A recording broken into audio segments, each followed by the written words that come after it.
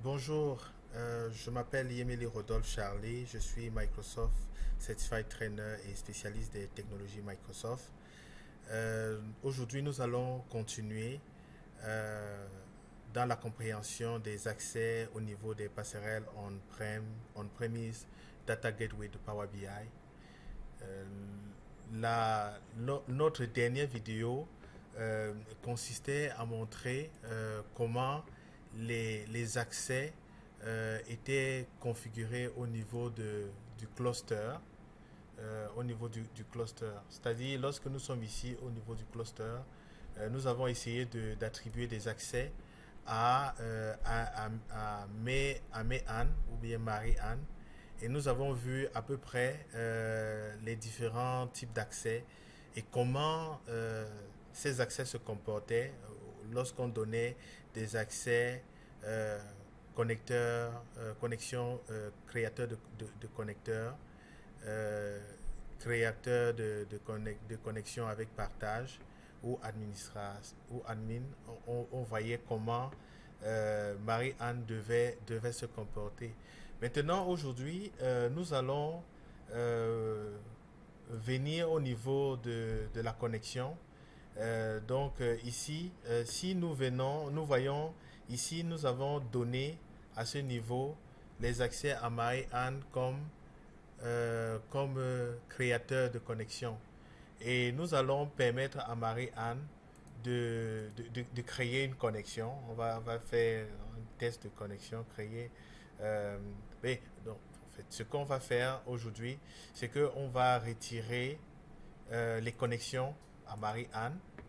Donc, on va retirer les connexions à Marie-Anne. C'est-à-dire, là, on va lui retirer les connexions. Donc, lorsqu'on retire la connexion au niveau du cluster à Marie-Anne, nous voyons, si je viens ici c'est Marie-Anne qui est connectée, vous pouvez voir là. Donc je vais rafraîchir le navigateur. Une fois que le navigateur est rafraîchi, vous voyez désormais Marie-Anne n'a plus accès au cluster.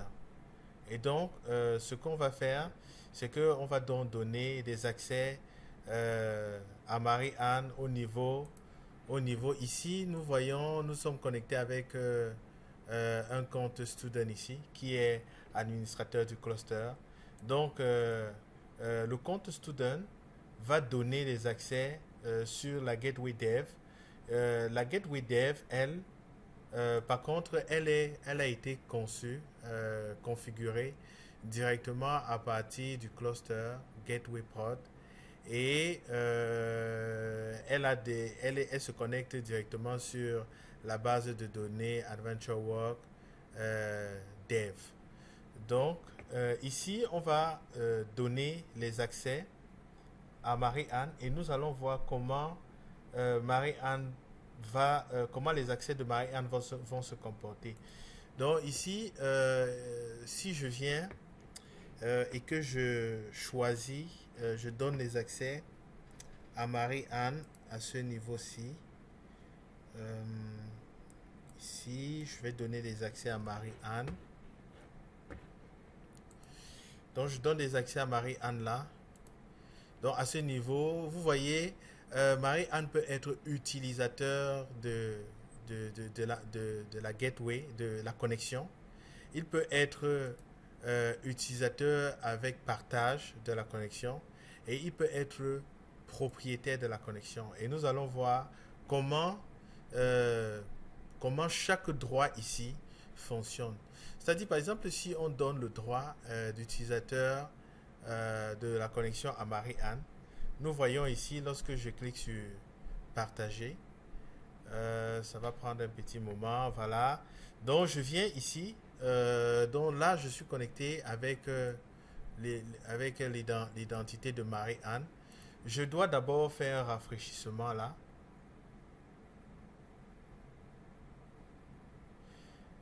Et donc une fois que c'est rafraîchi, vous voyez, automatiquement, Marie-Anne a accès à la gateway.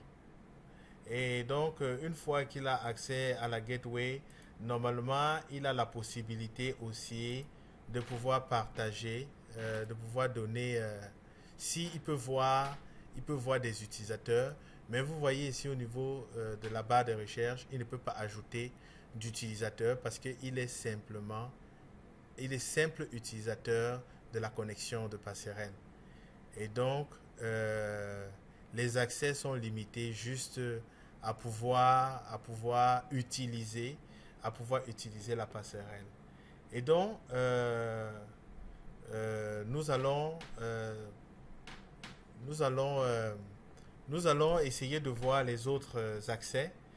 Par exemple, si je viens ici dans dans notre console de Gateway et que Student, nous sommes ici avec Student, Student décide de donner les accès à Marie-Anne comme utilisateur avec partage.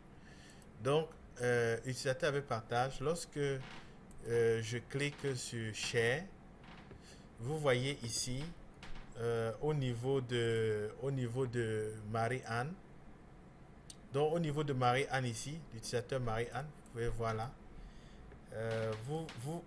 nous constatons, je vais d'abord faire un rafraîchissement.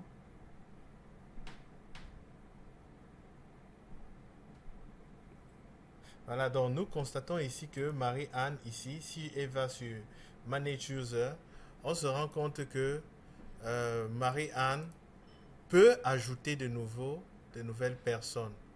Vous voyez, donc il peut ajouter des nouvelles personnes, il peut donner des nouveaux accès. Par exemple, on va tester avec Albert, avec un utilisateur. Par exemple, Marie-Anne ici va donner les accès. Nous allons voir ce qu'il advient. Nous avons ajouté les accès à un nouvel utilisateur et nous constatons que Marie-Anne ne peut qu'ajouter de nouveaux utilisateurs lorsqu'il est utilisateur with sharing. C'est-à-dire lorsqu'il a ce rôle utilisateur with sharing, il peut ajouter de nouveaux utilisateurs qui n'ont le rôle que d'utilisateur de la passerelle. Alors donc, et puis si je peux valider là. Et en principe, comme je l'explique, c'est possible aussi, pas seulement d'utiliser des utilisateurs, mais aussi d'utiliser des groupes utilisateurs au niveau de la gestion de ces accès-là. Donc, et puis, nous allons revenir ici là sur au niveau de l'utilisateur student. Donc l'utilisateur student, cette fois-ci, va plutôt donner les accès comme administrateur, comme owner de la passerelle. Et donc, lorsque Marie-Anne devient owner de la passerelle, vous voyez, ici, lorsque Marie-Anne, on va faire un rafraîchissement là, pour que ça prenne effet. Voilà, donc ici, on se rend compte que Marie-Anne, si elle vient ici, au niveau de la passerelle, Marie-Anne est honneur, et donc peut décider de donner des accès comme utilisateur et peut aussi donner des accès comme utilisateur avec partage. C'est ce dont je voulais partager avec vous. N'hésitez pas, s'il vous plaît, de commenter la vidéo et aussi de souscrire à notre chaîne. Mettez un petit pouce bleu pour apprécier ce que nous faisons. Merci.